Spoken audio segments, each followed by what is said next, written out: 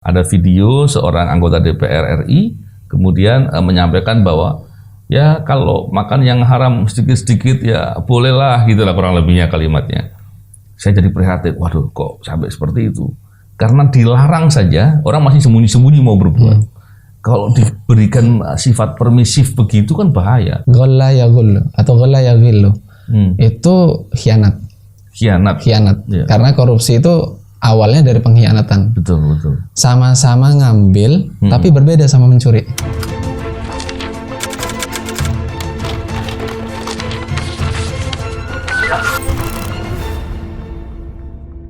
Bismillahirrahmanirrahim. Assalamualaikum warahmatullahi wabarakatuh. Salam integritas anti korupsi. Alhamdulillah, sekarang ini di bulan Ramadan saya berkesempatan berbincang dengan salah satu ustadz muda yang Masya Allah luar biasa. Beliau adalah Ustadz Muhammad Ulin, betul ya? Apa kabar Ustadz? Alhamdulillah sehat. Pak Novel gimana Pak? Alhamdulillah sehat, baik. Saya dengar Ustadz banyak masuk di bidang pendidikan dan ngajar di beberapa mata pelajaran kalau istilah umumnya ya. Gimana Ustadz? Apa aja yang Ustadz lakukan selama ini di beberapa aktivitas? Dulu sempat ngajar di instruktur komputer. Oh iya? Sejak 2015 sampai sekarang sebenarnya. Iya. Kemudian itu se-Jakarta. Oke. Jakarta. Jadi ahli komputer Ustadz? Belajar di mana? Cuman masih belajar Pak. Belajar di mana Ustadz? Awalnya itu di Gontor. Ketika di Gontor? Ada pelajaran komputer? Enggak, ketika itu kebetulan saya diberi amanah untuk megang Darussalam Computer Center. Jadi pusatnya komputer lah gitu di Gontor. Di Gontor 1 ketika itu. Selama kurang lebih 3 tahun. 2 tahun jadi asisten, 1 tahun jadi supervisor. Iya. Nah, terus ngajar di bidang komputer tadi, ngajar bidang apanya? Lebih ke pendidikan. Seperti e-learning. Kemudian di CBT, EBT. Gitu. Iya. Seperti bikin sistem gitu. Enggak sampai ke situ. Enggak sampai ke sana. Jadi lebih ke edukasinya aja. Edukasi guru-guru. Untuk guru-guru apa tuh? Guru-guru SD, SMP, SMA, SMK sama dosen. Iya. Untuk penggunaannya ya. Iya, di Read Education lebih tepatnya. Iya. Luar biasa. Selain itu ngajar bahasa Inggris juga. Kalau sekarang di Istiqlal. Sekarang di Istiqlal. Istiqlal apanya? Kan itu masjid. Ada madrasah di situ. Madrasahnya itu Istiqlal. Luar biasa. Awalnya di Madrasah Ibtidaiyah. Kemudian setengah tahun yang lalu itu kurang lebih itu pindah ke Madrasah Aliyahnya, SMA-nya. Iya. Jadi sekarang ngajarnya di bahasa Arab, sejarah kebudayaan Islam. Sejarah kebudayaan Islam ya. Tahfiz. Sama intensive conversation class. Bahasa Inggris. Bahasa Inggris. Ya, hebat ya. Jadi Ustadz bahasa Inggrisnya lancar dong ya? Masih belajar. Bahasa Arab juga ya? Alhamdulillah. Sekarang sudah selesai pendidikan S3 Ustadz ya? Alhamdulillah. Bidang apa Ustadz? Di tafsir. Tafsir ya, iya. Nah, kita kan sekarang ini kan bulan Ramadan nih. Kita kan tahu di bulan Ramadan kita menahan dari yang halal nih. Yang halal aja ditahan kan gitu. Apalagi yang haram kan gitu. Nah, bicara soal yang haram dalam perspektif korupsi, karena di sini Ustadz saya sering bicara soal integritas anti korupsi. Kita bicara korupsinya dulu lah gitu kan. Ketika kita bicara yang korupsi ini kan sebetulnya dibenci tapi kadang-kadang dirindu sama itu. Kenapa saya bilang dirindu? Karena yang berbuat banyak Ustadz. Bahkan banyak menggunakan pembenaran. Nanti saya akan cerita pembenaran. Tapi salah satu yang kontroversi ini, mungkin Ustadz nggak tahu udah lihat atau belum ya. Ada video seorang anggota DPR RI kemudian menyampaikan bahwa ya kalau makan yang haram sedikit-sedikit ya bolehlah, gitulah kurang lebihnya kalimatnya. Saya jadi prihatin, waduh kok sampai seperti itu. Karena dilarang saja orang masih sembunyi-sembunyi mau berbuat. Kalau diberikan sifat permisif begitu kan bahaya. Nah, ini perlu ditegaskan Ustadz, karena tadi yang saya katakan, korupsi itu dibenci tapi dirindu karena masih banyak yang mau berbuat. biar nggak dirindu. Nah, coba Ustadz jelaskan ini biar para pemirsa paham bagaimana sih resikonya atau dampaknya orang berbuat atau makan yang haram. Dan boleh nggak sedikit-sedikit? Boleh. Sedikit-sedikit itu boleh apa? Apakah itu betul-betul dilarang atau larang atau yang besar aja gitu kan? Ini korupsi sedikit-sedikit gitu ya. Kalau menilik dari hukum Islam, korupsi itu awal mulanya itu udah ada sejak zaman Nabi. Itu kalau dalam bahasa Arab tuh namanya ghillun atau gulul. Jadi itu udah ada di Al-Quran jelas. A'udzubillahi minasyaitonirrajim. Bismillahirrahmanirrahim. Wa ma kana linabiyyin ayyaghul wa may yaghlul ya'ti bima ghalla yaumal qiyamah. Nabi itu nggak mungkin korupsi. Nah, ghillun itu dari ghalla yaghul atau ghalla yaghillu. Itu khianat. Yeah. Karena korupsi itu awalnya dari pengkhianatan. Betul. Sama-sama ngambil tapi berbeda sama mencuri. Korupsi itu mengambil tapi ada sifat pengkhianatannya gitu. Ada sifat pengkhianatannya. Ya. Perbedaannya gini. Kalau mencuri itu seorang pencuri itu kan mengambil dari tempat yang sudah terjaga. Entah itu di rumah yang terkunci ataupun di kotak berangkas. Nah, menarik nih bilang. Tapi kalau korupsi itu dikasih amanah. Ini loh uang rakyat. Dia harus jaga. Nah, gitu ya. Silahkan jaga. Ya. Tapi dia tinggal ngambil. Gitu. Okay. Nah, terus menariknya ketika zaman Nabi belum pernah menghukum koruptor sampai mati. Karena kenapa? Karena korupsi mereka itu paling mahal itu seharga mantel.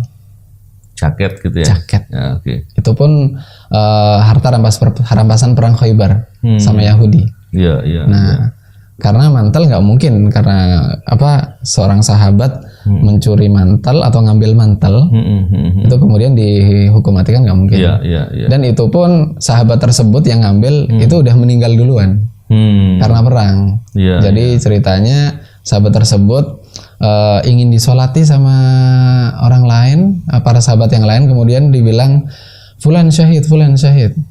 Si fulan ini mati syahid. Kemudian kata Rasulullah, enggak, dia ngambil mantel, kata Rasulullah. Itu menjadi batal tadi itu yang akhirnya harusnya. Rasulullah nggak jadi nyolatin dia. Iya. Nah, selalu ala sahibikum. Jadi enggak ya. Jadi dari syahid jadi enggak. Iya. Kemudian ada lagi seorang budak yang dihadiahkan kepada Rasulullah. Itu dia dikatakan juga syahid juga sama sahabat yang lain. Tapi kata Rasulullah, waladhi nafsi biyadih, demi nyawaku yang berada di tangannya, di dalam genggaman kekuasaan Allah, saya melihatnya di neraka, disiksa api neraka. Karena kenapa? Karena dia ngambil sesuatu. Nah, kemudian ada lagi seorang sahabat, dia ngambil pernak-pernik seperti gelang-gelangan gitu, hasil rampasan perang juga, nggak lebih dari 2 dirham. 1 dirham, jadi dirham itu kan mata uang muslimin ketika itu ya. Dari perak 1 dirham kalau sekarang dirupiahkan 75.000. 2 dirham itu 75.000. Jadi 250.000 gitu ya. 150.000 lah kurang lebih. Kalau kita beli ke wakalah-wakalah resmi yang ada di Indonesia itu kurang lebih harga 75 ribuan. Nah, karena 150.000 aja itu Rasulullah nggak jadi mensolatinya. Dan Rasulullah SAW bilang di neraka. Iya. Gitu. Nah, apalagi sekarang yang kita tahu berita-berita korupsi yang maksud yang di video itu pejabat tersebut itu salah satu anggota DPR itu kecilnya sebanyak apa gitu kan? Iya. Pastinya nggak mungkin 150.000 nggak ada. Iya. Separah itu. Ya. Separah itu. Ustaz. Orang kan seringkali mengatakan begini, oke, kalau seandainya akibatnya itu di akhirat. Walaupun akhirat justru yang paling bahaya karena selamanya di sana kan, kehidupan selamanya. Pertanyaannya, Ustadz bisa nggak jelaskan atau bisa gambarkan dampaknya di dunia bagi orang yang berbuat walaupun kecil?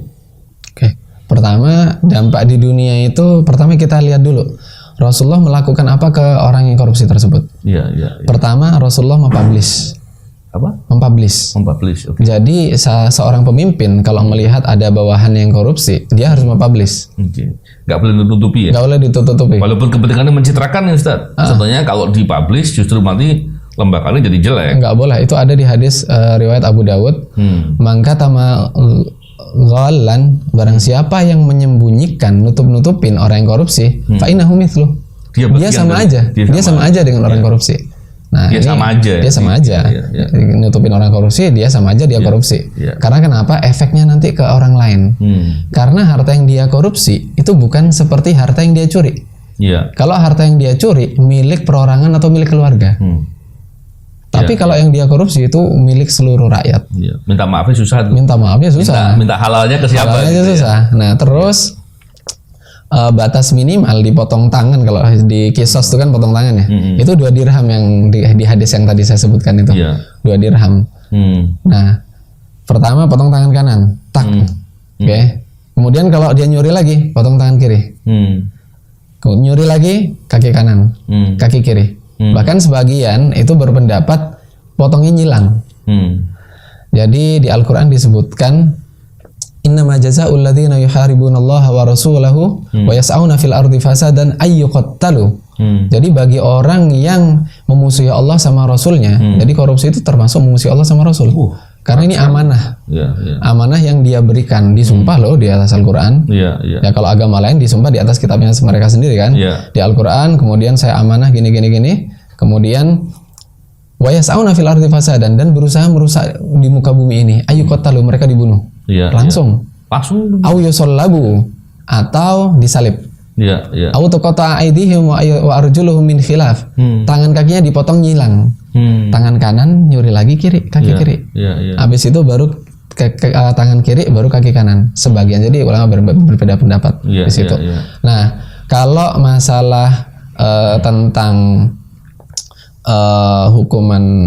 hukumannya, ulama memang berbeda pendapat. Tapi kalau sampai besar, itu sampai udah ada di Munas NU malah. Tahun 2002 di Jakarta itu mengatakan ngasih 2 opsi. Pertama potong tangan bagi koruptor. Ini Munas NU 2002 di Jakarta.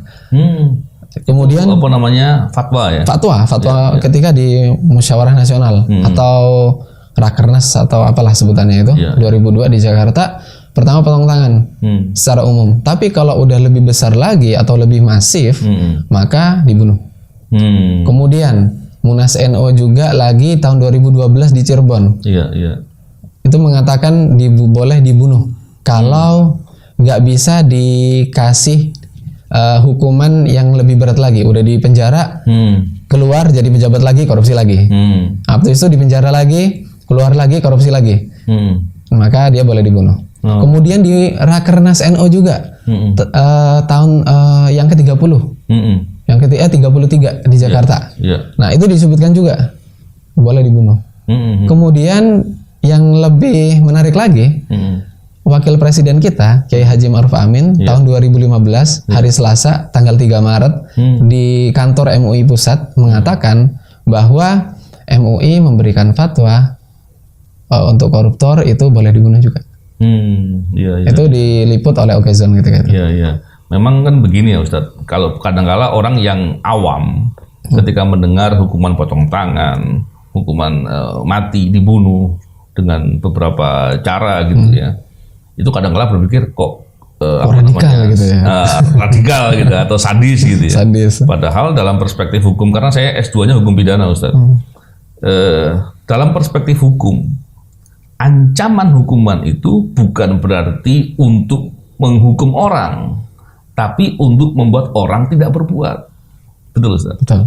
Ketika ternyata ada yang tetap berbuat, maka hukum itu harus ditegakkan agar menjadi pesan buat orang-orang yang berbuat jangan berbuat. Sehingga jangan dipikir hanya satu sisi, seolah-olah itu hukumannya kok berat, potong tangan. Ya diancam begitu agar tidak berbuat. Kalau ada yang berbuat, biar dia dihukum agar itu menjadi deterrent effect istilahnya. Agar orang lain nggak berani berbuat. Betul gitu Ustadz ya? Betul. Jadi memang luar biasa dan menarik sekali. Memang dalam banyak perspektif saya sering menjadi narasumber Ustadz ya, bicara soal anti korupsi. Saya selalu katakan bahwa korupsi itu pengkhianatan. Saya baru tadi dengerin Ustadz jelasin. Memang saya pernah mendengar tapi saya lupa, baru ingat tadi Ustadz jelaskan soal dalil tadi. Dan pengkhianatannya kenapa? Karena ketika negara ini dibentuk, ini kan tentunya kepentingan masyarakat lah, kepentingan orang-orang yang tergabung dalam suatu kelompok namanya negara. Inilah yang kemudian dinyatakan dalam konstitusi. Itulah tujuan negara. Dan tujuan negara nggak akan tercapai, atau paling tidak akan terhambat atau terhalang untuk tercapai kalau korupsinya banyak terjadi. Sehingga korupsi itu pengkhianatan. Karena apa? Diberikan kewenangannya dia untuk mencapai ke tujuan negara tadi, menyejahterakan, memajukan, dan membangun, dan lain-lain. Yang terjadi malah dia ambil untuk diri sendiri. Itu pengkhianatan jelas sekali sebenarnya. Jadi Masya Allah yang Ustaz jelaskan tadi. Dan tadi yang menarik Ustaz, saya ingin menceritakan sedikit ya Ustaz ya. Jadi Ustaz cerita, tapi saya ingin tadi Ustaz tanggapi nanti ceritanya saya ini. Dalam pengalaman saya Ustaz, saya sering menggeledah rumahnya koruptor atau orang yang diduga pelaku koruptor tapi belum bisa dibuktikan. Tentunya kita nggak bicara nama kan di sini. Dan saya belum pernah satu kali pun menemukan koruptor, sekalipun dia berkuasa, sekalipun dia hartanya banyak, tapi dia bisa bahagia, belum pernah satu pun. Artinya ini semakin menguatkan saya bahwa apa yang dikatakan ustadz-ustadz, ulama-ulama, kiai-kiai yang tentang bahwa keberkahan, bahwa kebahagiaan itu nggak mungkin dicapai dengan kejahatan, itu benar. Saya minta Ustadz menjelaskan atau menanggapi hal itu dalam perspektif kaidah agama, Ustadz. Memang kalau contoh gampangnya aja, kalau kita ngasih kucing ya, kucing kalau lagi nyuri, ya, di rumah atau dimanapun, nggak usah kita usir. Ngedenger suara barang jatuh aja langsung kabur dia. Iya. Tapi kalau kita kasih makan langsung depan dia, ada mobil tabrakan juga dia nyantai. Iya. Dari situ kan kita bisa ngelihat bahwa hewan aja bisa ngerti, bisa paham, apalagi manusia. Jadi memang hukuman Allah itu adil. Jadi apa yang dia tanam, ya apa yang dia panen. Iya. Jadi memang dia kaya kelihatannya, mewah, bahagia, tapi ada aja masalahnya. Entah itu di keluarga, betul, atau di pekerjaannya, atau keluarganya harmonis, istrinya, anak-anaknya semua sehat. Mungkin berkali-kali dia umroh haji gitu ya. Iya. Tapi ujung-ujungnya kena penyakit. Iya. Dan juga harta yang diberikan kepada anak-anaknya itu justru malah bukan menjadi harta yang nggak benar, harta haram maksudnya, harta hasil korupsi ya, yang diberikan kepada anak-anaknya. Pada dasarnya hanya menjerumuskan anak-anaknya. Karena harta haram bagaimana bisa diharapkan kan gitu Ustaz ya? Iya, karena memang kata Rasulullah juga, itu sesuatu yang dari haram itu lebih utama untuk dimasukkan ke neraka. Malah yang kasihan anak-anaknya, yang nggak paham apa-apa, yang makan harta haram dari ayahnya, ujung-ujungnya mereka bisa masuk neraka juga. Caranya gimana? Mereka makan haram. Memang mereka nggak tahu. Tapi dari harta haram tersebut akhirnya kan berubah menjadi daging, darah. Kemudian berubah menjadi sifat, watak. Kemudian kependidikan dia. Nah akhirnya ilmu yang dia peroleh nggak berkah. Kemudian watak dia bukannya mendekati watak Nabi, malah mendekati watak setan, iblis, dan lain sebagainya. Seperti itu. Nah, sekarang gini Ustadz, kan kita ini kan disadari apa tidak disadari, dinyatakan atau tidak dinyatakan bahwa perilaku korupsi di Indonesia ini masih banyak lah. Secara singkat kita bisa lihat dari indeks persepsi korupsi, kita termasuk yang masih jauh lah dari yang ideal, masih jauh sekali.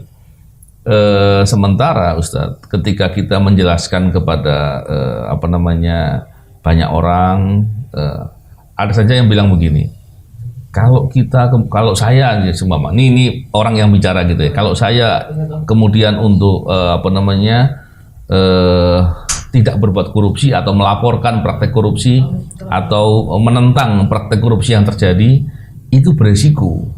Bahkan di beberapa kesempatan atau keadaan pegawai yang kemudian ingin berbuat jujur justru malah diancam, dan bahkan bisa jadi secara langsung atau tidak langsung diberi sanksi lah gitu, walaupun sanksinya dibikin alasan lain gitu ya. Itu gimana Ustadz? Dan apa tips atau kaidah-kaidah Ustadz untuk menguatkan mereka untuk tetap harus berani berbuat?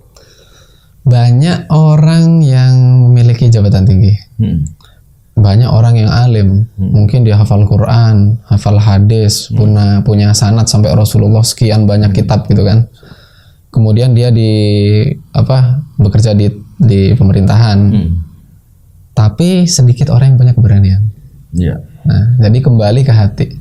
Makanya kata Rasulullah itu ada orang yang bisa melebihi derajat orang alim, yaitu orang yang sabar. Kalau dia bisa sabar menghadapi segala kezaliman itu dengan penuh keberanian, derajat orang alim meskipun dia hafal Quran, hadis, ataupun dia bergelar ustadz, kiai atau apapun itu, maka kedudukannya di sisi Allah lebih tinggi. Sabar dalam konteks ini yang bagaimana Ustadz? Sabar melawan kezaliman. Jadi nggak harus kita takut. Artinya apa? Jadi, aduh, saya diancam nih. Iya. Segala sesuatu ada resikonya. Iya. Jadi gini aja deh.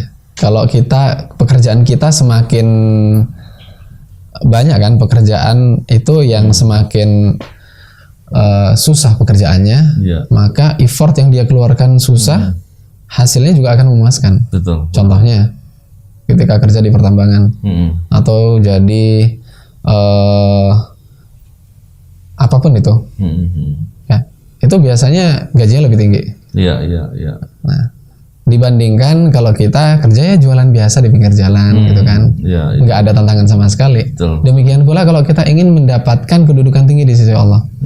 Kalau kita ingin kedudukan tinggi, ya laksanakan itu semuanya. Betul. Kalau kita bandingkan, aduh nanti saya dapat ancaman atau apa, coba kita bandingkan sama Rasulullah. Itu bagian dari tantangan tadi. Rasulullah ketika berdakwah, satu kota ingin membunuh, bahkan keluarganya sendiri, bahkan mengasih hadiah bagi orang yang bisa membunuhnya, dan itu bibinya sendiri Hindun sebelum masuk Islam. Kalau kita keluarga aman, nyaman, tentram, gitu aja kok takut gitu kan istilahnya. Dan Masya Allah, Ustadz luar biasa tadi Ustadz sampaikan bahwa kesulitan karena sedang berbuat baik itu adalah bagian dari tantangan, gitu Ustadz ya. Jadi tetaplah berbuat baik karena segala kesulitan itu bukan berarti sesuatu hal yang berbahaya gitu. Bukanlah sesuatu hal yang terjadi itu hanya bisa terjadi kalau Allah izinkan gitu.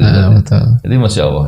Dan memang saya dalam beberapa kesempatan selalu katakan Ustadz, mestinya kita tuh hidup sadar bahwa kita hidup ini banyak ujian.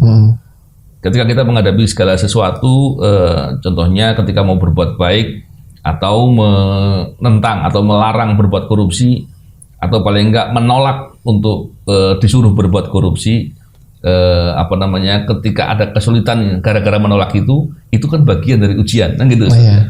Ujian kan sebetulnya kepentingan kita. Kalau kita mendapatkan ujian, berarti kita akan naik kelas lah kurang lebih gitu.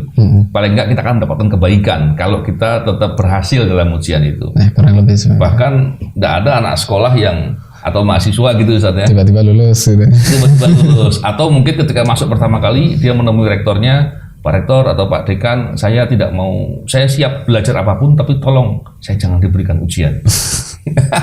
Mungkin itu Ustaz. Kan nggak mungkin juga kan. Artinya ujian itu sebetulnya harus dilihat sebagai tantangan. Kalau tantangan itu kan positif. Dengan begitu ketika kita bertahan, kita akan menjadi orang yang sabar dan akan banyak peningkatan. Kita menjadi persistensi, kita akan jadi lebih baik, orang yang lebih tangguh. Betul gitu Ustaz ya? Betul. Jadi dipandang sebagai pendidikan gitu Ustaz ya. Masya Allah nih luar biasa Ustaz ini. Dan Ustaz mungkin kita bincangnya tidak berpanjang lebar. Saya ingin Ustaz memberikan pesan terkait dengan masalah integritas, untuk kita tetap harus jujur dan lain-lain, karena di hari-hari ini mencari orang jujur kan sulit Ustaz. Kenapa? Karena orang lebih melihat ketika hidup ini tantangannya banyak, resikonya banyak. Kalau jujur itu beresiko, jujur itu diancam dan lain-lain. Jadi saya ingin Ustadz bisa memberikan pesan kepada para pemirsa agar bisa tetap dalam kejujuran dalam dua perspektif nih Ustadz, kepentingan kita di dunia dan kepentingan kita di akhirat. Tafadhal Ustadz. Bismillahirrahmanirrahim. Jadi untuk kepentingan kita di dunia, kejujuran itu sangat penting karena nggak ada orang baik itu yang nggak jujur. Anggap aja it's just bad day, not bad life. Ini hanya hari buruk, tapi bukan kehidupan yang buruk. Mungkin sekarang kita dicap buruk bagi mereka, tapi waktu yang akan membuktikan. Demikian pula waktu yang akan membuktikan nanti di hari kiamat. Apakah kita orang yang baik di hadapan Allah atau bukan? Karena baik itu dalil Al-Quran maupun hadis, ijma ulama, bahkan secara logika pun kita kalau ngelihat hal yang berbau korupsi itu pasti udah buruk. Gitu. Jadi jangan sampai kita menjadi bagian itu. Usahakan kita untuk memperbaiki diri. Semoga kita terhindar dari hal-hal yang dimurkai oleh Allah, bermaksiat dari Allah. Dan seandainya kita terjerumus di situ, berusaha cepat-cepat untuk bertobat. Ya. Seandainya ya, kemudian berusaha cepat-cepat untuk memperbaikinya. Ya. Insya Allah, luar biasa. Yang Ustadz sampaikan tuh poin-poin inti semua, Insya Allah. Ya, terima kasih Ustadz. Semoga nanti kita bisa diskusi lagi. Dan saya ingin menggarisbawahi bahwa korupsi walaupun kecil itu nggak boleh. Korupsi berbuat mengambil hak yang dalam penjagaan kita, itu adalah perbuatan khianat. Itu bukan hanya akan merugikan negara dalam konteks ini, tapi juga merugikan dirinya sendiri. Kenapa? Karena tadi Ustadz bilang apa yang dilakukan itu akan terbentuk dalam karakter, dalam akhlak, istilahnya dalam perilaku dan lain-lain. Jadi ini kepentingan kita dan juga kepentingan kemaslahatan. Mari kita terus menjaga, terus mau berbuat kebaikan dan menjaga integritas. Mumpung ini bulan Ramadan, semoga niat kebaikan kita ini menjadikan pahala dan kebaikan untuk kita semua. Amin. Terima kasih banyak Ustadz. Jazakallahu khair. Kebaikan buat Ustadz. Allah barik fiik. Salam integritas, anti korupsi. Assalamualaikum warahmatullahi wabarakatuh.